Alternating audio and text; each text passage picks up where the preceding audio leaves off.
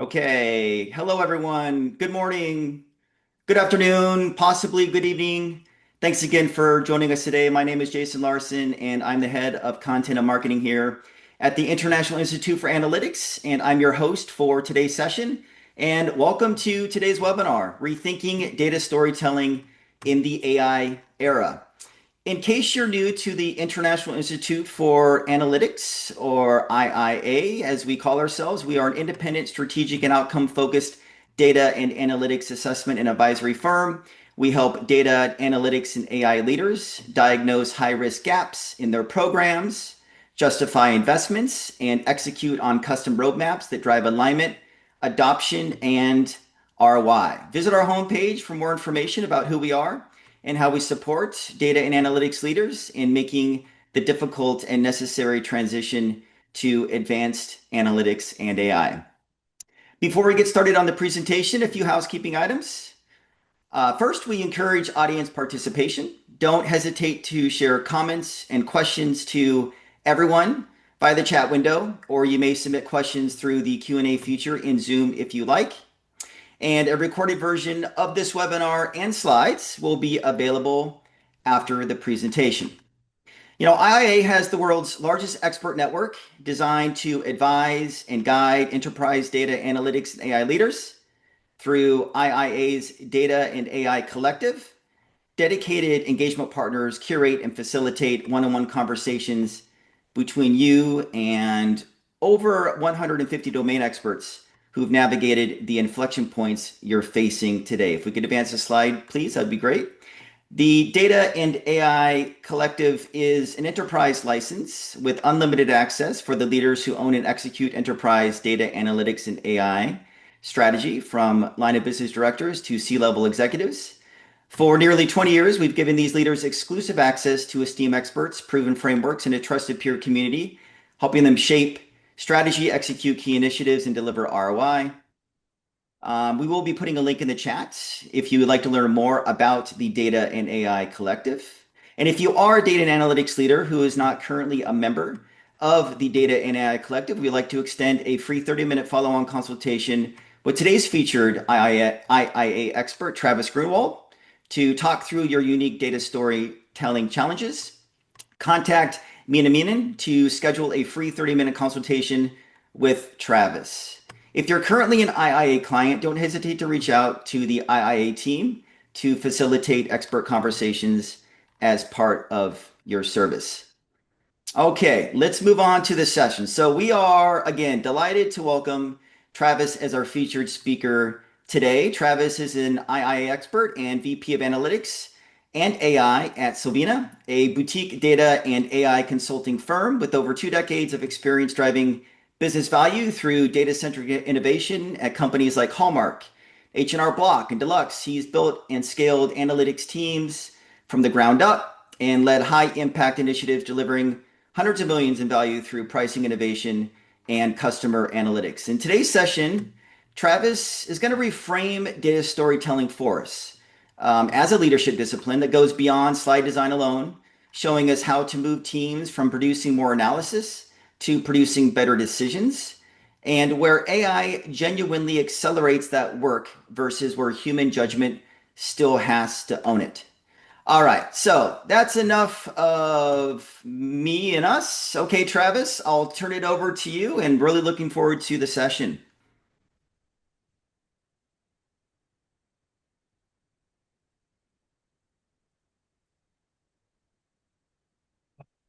Be operational now, Jason. Okay. Can you see the slide? We good? We can see the slides. You're up and All running. right, let's go then. So thanks for that warm introduction, Jason, of course. And, thanks to all of you guys for taking time out of your day to join us. I'm super excited to get to talk about a topic that I really enjoy, which is data storytelling. My storytelling journey, though, starts a few years ago, quite a few years ago, actually, when I had the luxury of working in a video store, right? I'm a child of the 80s. Video stores were were very popular back then in the 90s for those that are a little younger. And one of my primary jobs, though, was to explain a movie or give a recommendation of a movie, right? So what I had to do was take all that information about a movie, find the right details that are important to whoever the audience is I'm explaining it to, right? And it was just a fun way to learn how to take a lot of information, condense it to the audience of need, right? So super great foundational work, and it was fun. Now, I also found that I also had a passion for taking data and creating value for organizations. And I've been able to do that as an individual contributor, a leader, now a consultant and teacher in a variety of roles, whether it's been analytics, data science, pricing, to name a few. Now, while it seems like that natural bridge would then just occur, right? I can tell stories, I can look at data. Unfortunately, it hasn't been that easy, right? It's been a journey. And what I'm hoping to do today is to walk you guys through how I've learned some of the frameworks and methods I've used to get better at telling stories with data. And then I'll also pepper it in with a few of my pitfalls as well. So let's get started here. This is our agenda today. We'll start with a little bit of just defining data storytelling, what it is, why it matters. Then we'll go into a little bit of how do you build a compelling data story and some processes for leaders and teams to implement. Then we'll definitely go into AI and how we can use it to help accelerate data storytelling, as well as where our judgment still needs to be leading. And then we'll conclude with some takeaways and a 30-day challenge I'm going to give to you, right? How do we turn this stuff into action? So, as I think about our objective as data leaders, it's always we're looking for ways or methods to help transform complex data into clear and effective insights that drive action. Now, when I say action, action can be a lot of things, right? It can be a recommendation, it can be a decision, it can be next steps, right? But the idea is, how do we do this and how do we achieve this? Well, the problem is, unfortunately, this isn't always the easiest, especially as how it sounds, right? And why is that? Well, the first issue is we're not really lacking data or analysis, right? That's our current reality. It's the how do we make it useful and match what leaders want, right? And to do that, we got to kind of shift our mindset as analytics people, right? We got to go from reporting to recommending, from data detail to data clarity, and from, hey, look what I found, to, oh, here's what we should do with that. Now, I've had to learn this myself, like I mentioned earlier. Complex analysis can be difficult to explain, right? There's a lot of details. And we tend to want to share all those details at times, right? Look what we found, look at the rigor we put behind it to do it. You know, there's a personal pride to that as well, too. And what are those key things? So what we're going to work on, though, is share some frameworks that can help you guys get to those decisions and make it a little simpler to tell that story. Now, an example of a pitfall here for me is early in my career, I was supporting marketing, measuring campaigns. And I thought at the end, my job was to tell them, hey, if it worked or not, right? A marketing campaign. Well, I love to tell a complete story, right? 20 slides of, hey, here was the objective. Here's the data I looked at. Here's the methodology. Here's all the cool ways I sliced the data, right? Oh, and at the end, oh yeah, did it work or not, right? Yeah, no. Well, what I found is my marketing folks were really nice, and they'd always shake their head and say, oh, this is a really good, complete analysis, Travis. And they walk away. And then I'd see that you're running that same campaign again.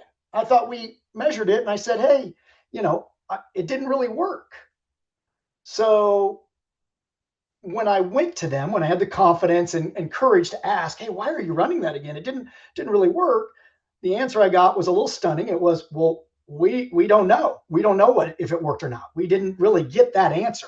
You did a really cool analysis, Travis. There's a lot of detail there, but we didn't know what to make of it.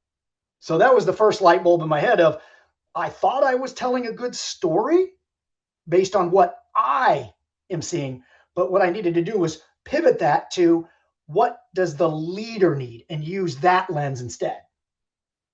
So why does data storytelling matter? And now more than ever? Well, there's this new thing out there. You guys might have heard of it, called AI. And it's making things a lot easier and faster. But this is where data storytelling still matters. AI in our world can quickly help us create dashboards, reports, summaries, analysis, presentations, right? But we still need to use storytelling to bridge that gap. Why does it matter to the business? What insight should be trusted? What action should we take? The data storytelling is going to help us transform that into action by turning the facts into context, adding emotion, creating the narrative to build the action. So as you think about this, I feel like our value is shifting from just producing numbers to creating more clarity, confidence, and action. Now, what is data storytelling? So this is your chance to chime in on the chat and your definitions. Here's mine. It's pretty simple. I just take it as the art of taking raw data, analyzing it, and then presenting it in a way that tells a clear, engaging, and actionable story to your audience. And there's really three components. There's the first piece of it, which is the logic, right? Your evidence, your facts, numbers, analysis. This is the foundation of your story, right? What happened? But then, as we're telling the story, we need to put in the emotion. And I'm putting emotion in quotes. What I mean by emotion is, why should your audience care? Right? Why does it matter? What are the stakes? What's the relevance? What's the impact of this insight that you've given me? And then those combined should help you drive action, right? What is our clear path forward based on that? Okay, so back to our mind shift challenge. I think a lot of us analysts are really comfortable in here, right? It's just that's where we're naturally built for. This becomes a little harder for some of us, okay? And it's not necessarily just because you're not an extrovert or a TED talker, right? TED talker. It's because you got to ask the right questions and lay out the things that you need to understand better. We need to practice and take the time to build that muscle. And it can be done. And we're going to walk through some of the ways to help get stronger at those things. Now, what's not data storytelling? So throwing these up because through the course of my career, I've seen these, and I'm sure hopeful that a lot of you guys have seen these things too, right? The old dashboard. That's not a data story, right? So that's a lot of stuff. And I'm sure we all have been under that thing where our business partners have asked for that. And then they also then called you later and said, well, what did it tell me? Right? Here's another one that I've been guilty of and seen too is, okay, I'm going to go tell you everything on one slide, right? It's going to be really tech heavy. I got a lot of words, a lot of numbers and things there, right? So while I'm trying to be technically correct and get your confidence that way, the audience does not usually need all that information. They need the business meaning. And then the busy visuals, right? And as much as I love Power BI and Tableau and all those tools that have come along, I think they've also been our curse to a point because they enable us to make things like this, right? And we lose the idea of simplicity. And simplicity is key to helping explain something, right? My partner should not have to sit here and try to figure out, what is that telling me? It looks cool, right? There's a lot of lines there, a lot of different colors, but what's it telling me? So I'm assuming a lot of you guys have seen these, or maybe even the other variations of that. And that's where I come to the importance of clear data stories, right? And why they're there is, if smart people can look at the same data and walk away with different answers, then you did not make your story clear enough. The dashboard's a perfect example, right? 10 people may look at that, have 10 different answers. The second one is, most data communication fails, not because the analysis is bad, but because the audience has to find the story themselves, right? So if you think of the jargon slide I had there, right? Or the visuals, multiple visuals there. In both cases there, the audience is going to struggle to say, okay, well, what's this telling me? What do I need to act on? Why does it matter? What am I going to do next? As I mentioned earlier. So basically, in conclusion, if we rely too heavily on explaining, then we lose the purpose of driving the action.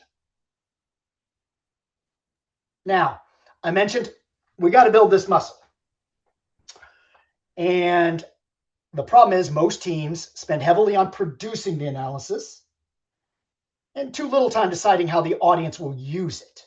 I equate it to the bodybuilder, right? Like we love the analysis, right? That's our vanity muscles for us analytics people, right? We're spending 90% of our work there. We're so excited. We're building that up. We're going to show you everything we can do there. And only about 10% on those other things that are, they're not as fun. They're not as exciting to us, right? And what happens then is, then we wonder why we don't get to a business decision, business impact. What we really want to think about is, can we switch that to more of like a 60-40 thing, right? Where decisions can get made. Now, AI, which we talked about, and we're going to talk about more, is there. It's a great tool to help us get some of that analysis, take off some of the resources that are used for that analysis, and then focus it on the harder, less practiced skills like better storytellers need, defining my audience or understanding their needs, deciding which insight deserves attention. How do I turn that insight into something actionable? Those are the things we need to work on to build those muscles up.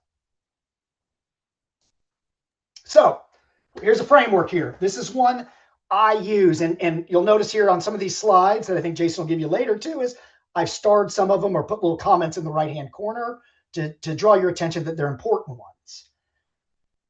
This is what I use as I build any story, the simple 3-part framework, which is I start with well, what happened? Okay. And again, it kind of ties to the logic that I mentioned of a data story, right? What's the data telling me? What's changed? What hasn't? What's the key finding, right? Is I'm doing all that analysis and I'm driving out the insights from it. The second piece is the why does it matter? Okay. Now, again, I tie it to like the emotion part, because this is what's going to get your audience's attention to your story, right? What's the business impact? Why should they care? What's at stake if you don't change something, right? Those are important things that are going to elicit emotion. So back to my emotion thing, the emotion doesn't have to be that you're this super excitable person. The emotion has to be, can I get them to care, right? My audience. And then you layer on the what's next. So I've got what happened. Why does it matter? What should we do about it, right? Is there a decision, an action, next steps, etc.? Okay. And again, I think we can all step back and say, yeah, we spend a lot of time here, back to my 90-10 thing of this. And this is what we want to get better at. And you can use this framework to start helping you get started there, right? Of thinking through those next lines of questions that you need to add to your story to make it compelling. And I'd love to, on the chat again, what is your biggest gaps here as you think about it for your teams? I mean, it might even be, even in the what happened, I've had teams that they do a good job of getting observations, I'd say, which are the facts, but they have a hard time of drawing the insight even out of that, which is well, what's the meaning? What's the context? So all of those things are important if we want to have a successful data story. Now, let's kind of put this into action, all right? Very simplistic thing here, example. Let's take this scenario and we're going to go, what happened? Why does it matter? What's next? Okay, you guys can chime along on the chat too with what I put, but let's say customer churn increased from 5 to 8%, and that increase is concentrated among customers in the first 90 days. And another finding is that, hey, customers who completed their onboarding churned at only 4%, while those who didn't complete their onboarding were almost 3 times more, 12%. Now, the first question you really should ask is, who's my audience? And we're going to get into that some more, right? Because the way you frame these and the way you lay them out should be dictated on who your audience is. In this case, I'm going to keep it real simple and say, hey, let's say I'm giving it to a C-level person that doesn't have a lot of time for a lot of explanation. They just want the really quick bullet points, okay? So from a what happened, maybe I start with churn increase from 5 to 8%. Then why does it matter? Well, it's increased in newer customers and could weaken our revenue growth if we don't keep them, right? We might have to put more effort into acquisition or some other area. And then, so what's next? Maybe we want to prioritize onboarding completion as a company-wide retention effort. Okay. The key here, guys, is this can be whatever you want based on your audience. And you can then, once you framed it with these questions, you can put supporting evidence below them and with them, right? It doesn't have to be, this is just the story and you're done. It's at least get to these points, be able to answer those for your story, and then you can build behind it. All right? Hopefully that makes sense. So now let's then turn it into, we'll get a little bit more tactical-ish here and talk about the data storytelling process and how to take the framework and start to apply it, right, to your process. And I've kind of put it into 4 Ps, which the first part is planning, all right? This is where you're wanting to set the intent of your story. What's my objective? Who's my audience? What kind of things do I need to think about before I get started? Okay. The second element is the producing, finding the evidence, right? My data, my analysis, my insights. The third step in this process is, how do I want to package that, right? How do I want to shape the message? Okay. And then the last is, okay, I'm going to deliver it. I'm going to present it. How do I drive the action with that? And these things don't have to be linear, right? It can be iterative. You're going back and forth. I'm sure that was pretty obvious. But back to our 90-10 thought. Again, I think we spend a lot of time here, right? This is our crux. And while we definitely want to spend more time on getting these things better because they help drive the action, I see this as one of the biggest gaps, with teams I've had, places I've worked, is we forget to spend the time thinking through what we're going to go try to do. All right. And that's super important here. So I'm going to kind of go a little bit. We'll double click into these each a little bit and talk about them. And since I'm on planning, that's where we'll go first, right? So this is laying the foundation. And there's 2 pieces of that, right, that are super, super important. One is, you guys know this, you need to define your objective. And whether that's data storytelling or analysis in general, is what are you trying to do with this, right? What's the goal? Am I persuading? Am I informing? Am I trying to get a decision? Everything should be started here, okay? The second one, which I'd almost say is almost probably as important, if not it's a 1B, is your audience, right? This is very, very crucial for our data story, okay? Your audience dictates how you're going to build your story. And I think we forget that. We make a generic version of that, but knowing your data literacy of whoever you're going to convey this to, their role, their goals, their skepticisms, their personality types, right? All of those, if you have that information, you should be taking that into account how you build that story, right? Maybe your business audience, you guys, we're going to want to lead with implications and recommendations. Those are going to be the more important thing. They're not going to have a high, maybe data literacy level. But if you're showing it to a colleague or maybe even your boss, maybe you want to go a little deeper there, right? And talk about the methodology and evidence. Again, you're going to dictate that based on your audience and what you know about them. And what I've learned from my career, guys, is the best way to become a data storyteller is spending time with your partners. It sounds simple, but it's so true, right? Because going to some of their meetings, just sitting and chatting with them, you're going to pick up things that are going to help you frame up that story, right? What decisions are made? What are they worried about? What keeps them up, right? Those are so crucial to this data storytelling process. People often think that data storytelling starts in the PowerPoint, but it really starts with understanding the decisions you're trying to influence and who the audience is, right? So I'm saying these because I've done them. So instead of going to a meeting with the CEO and explaining price elasticity, I should be talking about the implications of the price action. Or instead of going to my CMO and talking about my cool churn model, I need to be focusing on, hey, this is what's going to make your marketing programs more efficient, right? So putting those kind of lenses on it are foundational for data storytelling. Hey, Travis, before Yes, you move sir. on, you have a Zoom little pop-up at the bottom of the screen, and all you have to do is hit hide. There you go. All right, great. Thanks, Jason. Yep. All right, guys. So back to our scenario, okay, that I just showed a few slides ago. This is kind of what I laid out for maybe a higher level person. You're explaining it really quickly. You're in the elevator. You had to go fast, okay? Let's take them down a level. Let's say you're the head of onboarding, okay? The way I'm going to tell this or maybe frame it up is going to be a little different. Maybe I want to lead with what happened or start with what happened of, hey, customers who skip your onboarding churn 3 times more often than those who complete it.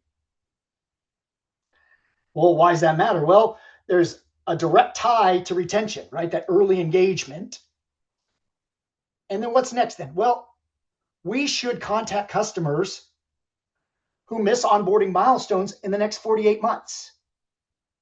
Okay, again, this is to set the frame. You've kind of used these as your starting points. Then you can build the evidence and anything else you need, the supplemental information behind it. Okay, so let's talk about producing. And the first thing starts with data. You guys know this. Good data is the key. Garbage in, garbage out. It's table stakes. It's what unlocks everything. And especially when we're using AI, right? You got to have good data. And then the second one that I think is table stakes is you got to be curious in your analysis. That's what helps you get to insight, right? Instead of just a nice to know of what's going on. This is what gets you to the aha, right? It's going to move you there. So you need to keep asking why until you've found the story in the data. Now, as we think about that, as we're moving from that description to direction, a finding is not necessarily decision ready until it explains the meaning and points of action. So let's say we start here, right? Like we tend to do.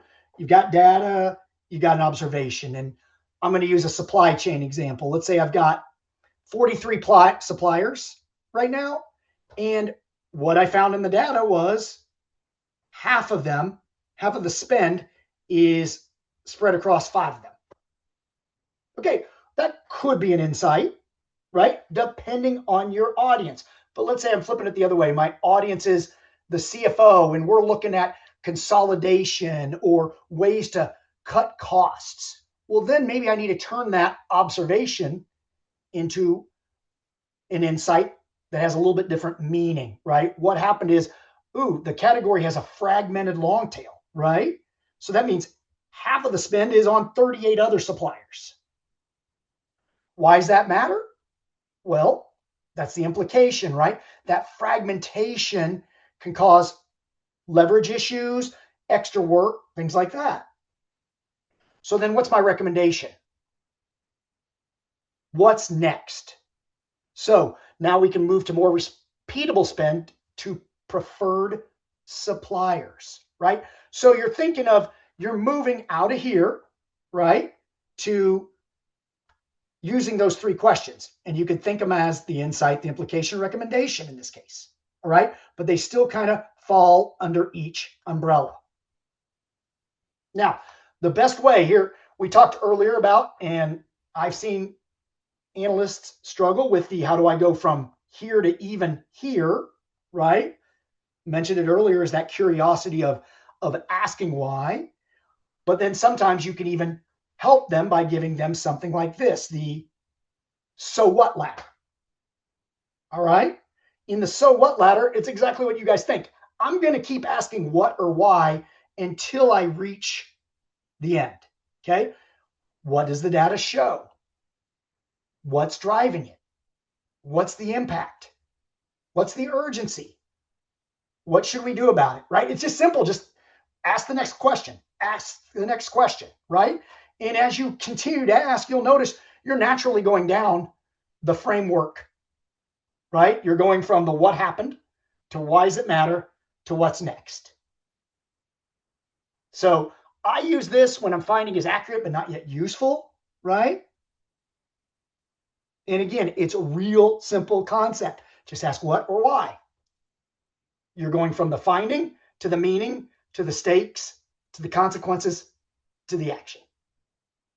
Now, another thing that sometimes can be challenging is, okay, well, I did this and I came up with 5 insights, right? 5 really important things. How do I prioritize those? Okay? Especially given I'm not going to have that much time with my leadership, right? Their attention is scarce. So I need to focus my story, right? And back to my example, and not prove I looked at every single thing. So how can I help do that? You know, what needs to be done today, I need to tell them about, and what can be saved for maybe next week to tell them about. I use these 5 things to kind of help me refine and rank my insights.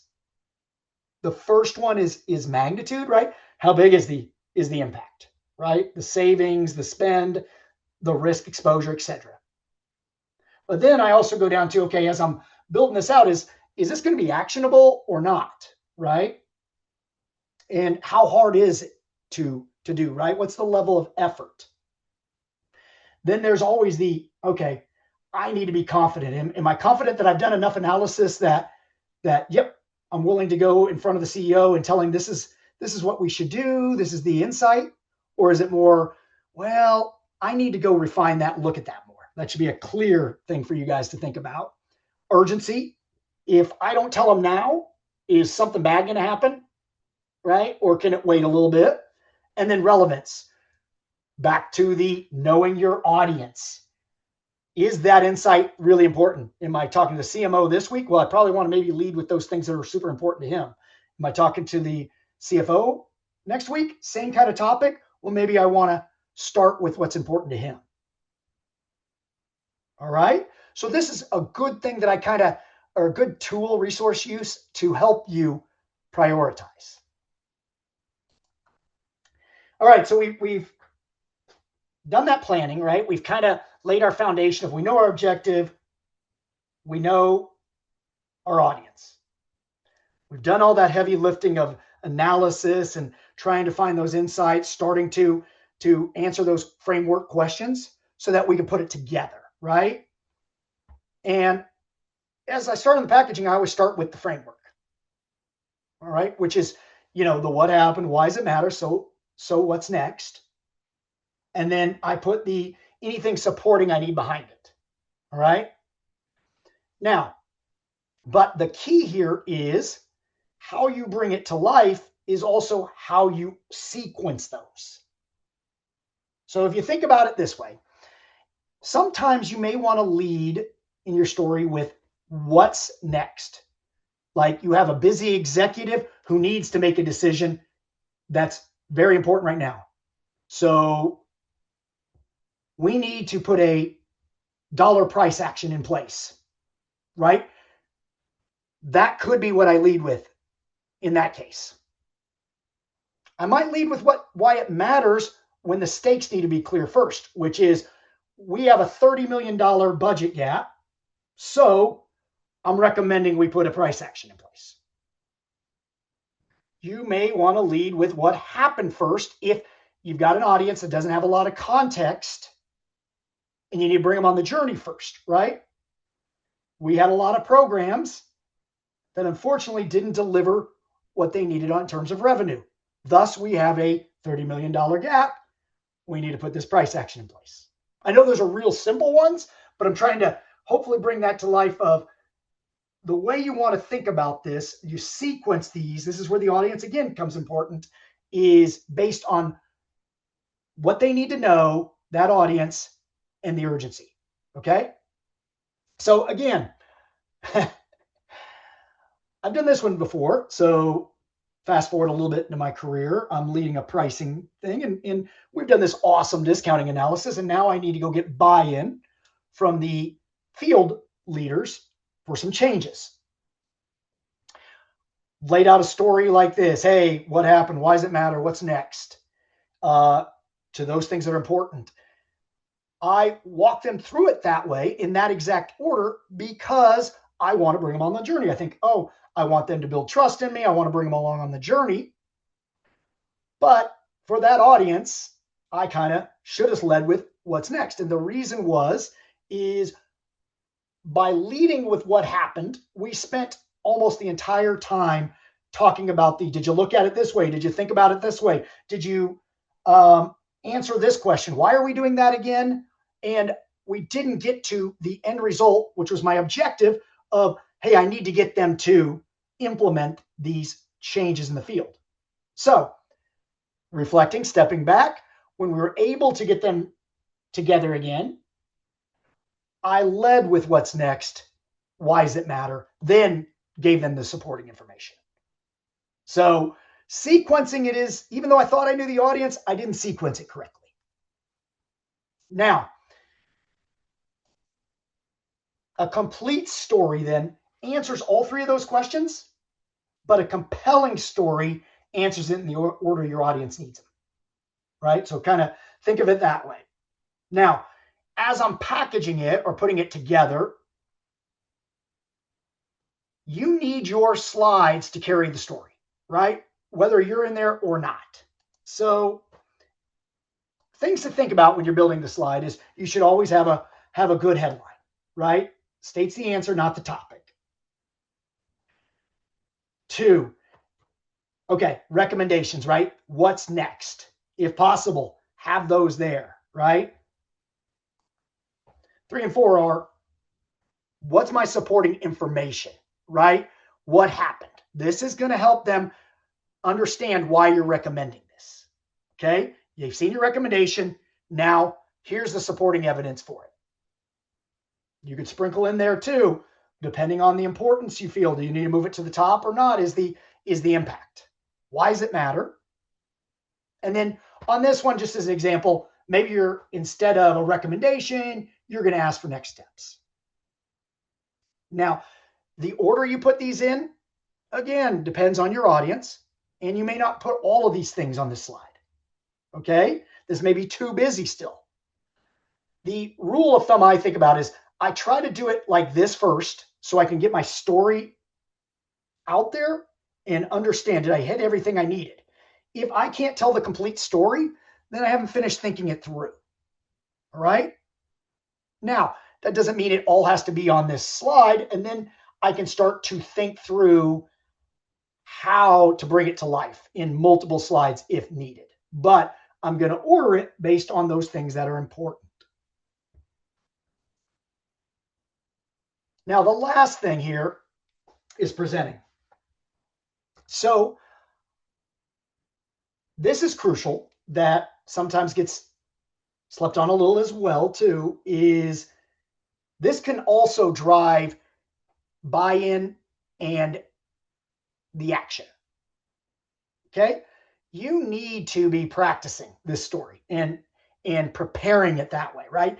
Just walking in with your awesome slide is not going to probably hold water, right? You could lose everything by not being able to convey the information in a way that makes you come across as confident and as an expert. One of the best ways to help you there is to practice. And there's multiple ways you can practice, right? You can practice in a mirror. You can practice with a peer. You can do all kinds of things, but it is essential. And then when you are engaging with the audience, there's a lot of tips here. I think the third one is the one I want to call your attention to, which is know your content, right? Don't just read your slides. That is the first thing of you're going to lose confidence and trust, right? If I go into a meeting and all I'm doing is reading the slides to you, well, do you really know this? Do you not, right? Your job as the storyteller is to know that content and be able to talk about that content, right? And if you've really practiced it, you might start coming up with analogies or metaphors or ways to make that story really pop for them. Again, you don't have to be the most super exciting presenter and you don't have to be flashy and fancy, but just coming in with confidence and knowing your material will help carry that. Okay. So if you're trying to build muscle, this is definitely another one. All right. So I kind of already mentioned that, but how you present is a huge, huge factor. And if you're not coaching this, you really should, because it will definitely, all that hard work won't land. All right, so let's talk about AI and how I use it in my data storytelling. So in ways I've seen that are really helpful. So first thing is, you guys all know this stuff. We all work with AI, I'm sure, is that, it's better to use it as your partner, not just the pilot. And what I mean by that is I tend to use AI to expand, challenge, and sharpen my thinking. I at least start with something. And why is that? Because at times, especially as you're starting to build a story, is this cognitive phenomenon will happen called anchoring bias, right? At times. And we all do it, which is AI gave us an answer and it sounds pretty good. So we tend to just start defending it and explaining it and framing around it rather than pressure testing, unless you're asking it to generate alternatives. So it's always good to start with something, okay? And your own judgment, then lean on AI. So where I kind of find it helpful and it's been successful for me is doing things like sharpening my questions, right? Stress testing the story, improving the communication. All right. So the value now shifts, right? Because AI is there, the value is now shifting from producing. You're still producing, but AI is there and it's real and it's going to continue to help us produce the output. So we need to use our judgment, right? And knowing what deserves the attention. Now, all of this, I kind of broke it out to each step of the process that I mentioned to you guys, which is in the planning stage, right? So I'm up front. Where am I using it? I might use it as a brainstorming tool or an audience tailor. Hey, here's kind of my objective. Here's who I need to deliver it to. Here's what I'm thinking, but what other alternative ways of going about this sound right? What data might I need? Here's what I have to start with. What else could I use, right? It's awesome helping me there. In the producing stage, right? Again,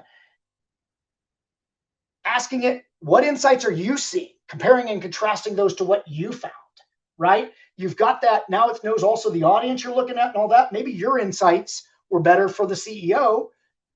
AI is going to help you maybe call out that, well, that's a good one, Travis, for maybe a higher audience, but this audience needs to get a little bit more tactical, needs a little bit more detail, right? great use of it there. And then also improving visuals. Maybe I want to do this one chart. This is kind of the way I'm going to convey that information. What do you think? Is there a better way? Right? The third one, when I'm packaging it, I do this one all the time. I'm like, hey, help me turn this into a clear what happened, why does it matter, what's next kind of story. Help me create, give me some headlines that will pop for this slide, right? And then lastly, present it. Okay? And this is probably where I use it even the most, which is I'm done with my presentation. I give it back to it. I say, pressure test this. Based on all these things I've said, what am I missing? What questions might they ask? Where is my story lacking, right? Let's do some role play. So it, again, is an awesome tool to help us in the data storytelling. But I still believe we own some of this, right? And as I go through these, we all know AI can help on these things and do a lot of this, but this is where I put in even more judgment. Things like context, right? Is your job is to know the institutional knowledge and the strategic context. AI can access some of that, right? Especially now where we're attaching it to Slack, your email, your directories, right? So it's getting more and more, but it doesn't have everything at times. So you're there to bridge the gap between what it does know and what else it needs to have, right? Organizational realities. This one I frame as, the politics of your organization. The personalities of your people. The relationships of people that are going to be in the room. Those are, again, your pieces of context that you need to have and look at as you're going through this. Third one is the prioritization, what's important for the strategic things. And again, all three of these AI can help you with. It's just ones where I'm putting a little bit more judgment to, because in the end, and I think this is the most important one, you're accountable, right? In the end, you own this thing. So you're owning this story. You're going to present this story. You're going to be held to the recommendations and the decisions that are made. So you better be applying judgment and looking at all these things as you're doing this. All right, so a couple little things of just watch outs. I think we've all seen these, and even when the output's right, just double checking. I think both of these, accuracy risk, which we've seen, right? Sometimes it hallucinates or invents things and things like that. And reasoning risk, maybe it confuses correlation with causation because it didn't check something. It's getting better and better at these things. I think we've all seen that. Early these definitely were, oh my gosh, check them all the time. It's getting pretty darn good at these things, but that doesn't mean don't sleep on them, right? The bigger one is that I notice more often now is as these tools, dashboarding tools and other ones get smarter, they're adding like their own narratives to it for you, right? Pre-generated narratives and things like that. And again, most of the times they're pretty darn good. The problem is though, they're all going to be listed as kind of equally weighted, right? And so you just got to make sure, are those the right ones? And if they're not, or if they're not the way you want to convey it to your audience as things, then you've got to see if there's a way to refine that behind there and help it learn those. So in the end, I think with anything, it's just making sure you're part of this process, right? And your judgment, right? Interrogate the output. Is it accurate? Is the conclusion supported? Is anything overstated, right? Those natural ones. But the biggest one I think you should ask yourself is when you're done, regardless if you used AI or not, is can I stand behind this in the room? Because that's what the story is going to come to, right? Is do you stand behind everything you've given? This story, these why it matters, these recommendations. You own that. So let's talk about next steps then, as we wrap this thing up here and how we can put these concepts into action. I think, I've learned a lot of lessons, been around for a while doing this. Some of the key ones is definitely know your audience and your objective. I've mentioned that probably 10 times already. You guys are sick of hearing it probably, but you tailor everything off that, right? Is your depth, your language, your sequencing, who's in the room, and what decisions do they need to make. The second one is a story creates decisions, right? An analysis will inform, but a story gets people to act. Remember that. So when you're thinking about, do I have a story here, or am I just explaining something to somebody? Am I just informing them? Because I'd argue a little bit if it's the latter, then you're doing basically what a dashboard does, right? Or a report they can generate. So think through that. Where is that value I'm adding? Let the slide help tell the story. So here is, if you're having to explain the slide's not finished. I think one leader at one time told me that if you dropped a slide and somebody picked it up, they still should be able to kind of understand what's going on. They don't need you always there to explain it, right? So make sure it's clear. Make sure it's simple enough to understand, okay? Stay curious as you're working through stuff. Keep asking those whys and the whats, right? Because your first insight is rarely your best. You can keep pulling that onion back to get to where you need to be. And then the last one is, a great one is, your job is to make others smarter, right? Your goal is not to sound smart. So even though you did all these complex analyses and it took you, you went down these 4 paths and this is all the technical stuff, they don't really want that, right? Your job is not to sound smart. Your job is to help them understand the implications of that insight, right? Why they should act on that insight. So just remember, great stories, right, are not remembered because they contain every detail. They're remembered because they leave people with an idea they can't forget. All right. Last couple things here over the next 30 days, though. So just think about this. I've got 5 habits here. We try to use them, maybe use 1, maybe use 2. Try to use them all maybe over the next 30 days. See how they work for you. First one is use the framework, right? Apply that. What happened? Why does it matter? What's next to at least one presentation or a meeting? 2, write down your audience objective. I know that sounds really simple, but as a leader, maybe you go back to your analysts and you say, okay, before you even touch this, tell me who you're talking to and what you're trying to do, right? Or have that conversation with them. And yourself to understand what they're going to go do so that when they bring it to you, you can check it and make sure that's the lens it's going through, right? The third one is lead with your headline and then sequence your slide based on your audience, all right? So always think about your audience first and then build the support around it. The fourth, use AI, right? I mean, I think we've all got there. We all are probably already doing, so I'm not telling you something that you don't already think about, but it is a great partner. We've talked through that. It's very helpful. And again, this is a tool to leverage to help us get to spending more time telling that story, right? Adding that context so that you can drive those actions, right? Leverage it to help you along the way, whether it's the headline, the summary, the visualization, the presentation. And again, practice before you present.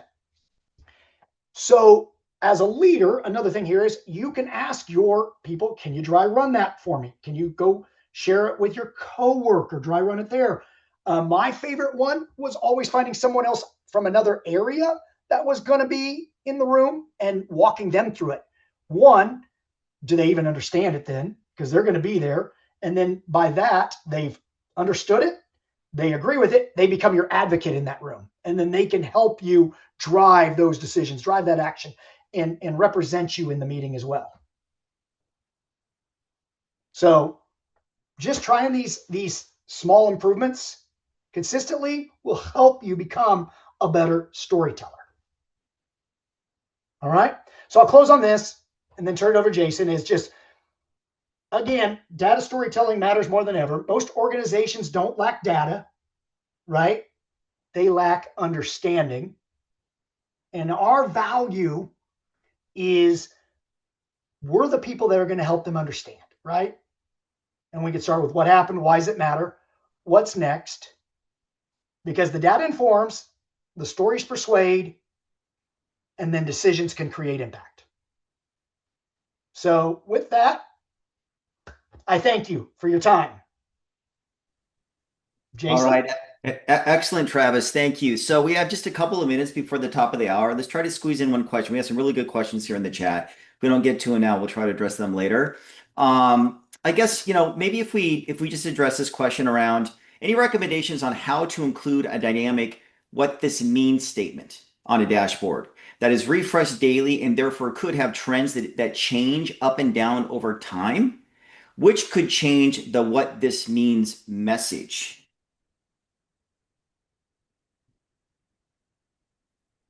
Are It's you a good asking one. me? Yeah, that's probably one of those we'd have to take away and think about a little bit on it. That's a great question though. But yeah, I'd have to think about that a little bit more. I don't know if I can give you an answer right away. So Okay. All right. Okay. Have you done any comparisons of the AI models in your work and using those for data storytelling? Um, yeah, I think this is where I tend to use them all, right? I mean, I think yeah. that's what gives me the best is I use GPT a lot for more of the detailed data work, analysis stuff. And then I'll go to Claude to refine it. But then I'll take what comes from Claude and I'll go back to GPT. It is kind of fun to watch them play against each other, right? Even use Mhm. Gemini sometimes. So it is, I use them both. It's just, I think it becomes on what you're most comfortable with. I, I'm definitely not the AI expert of telling you which model exactly to use and which versions, right? I think there's some smarter people out there than me around that.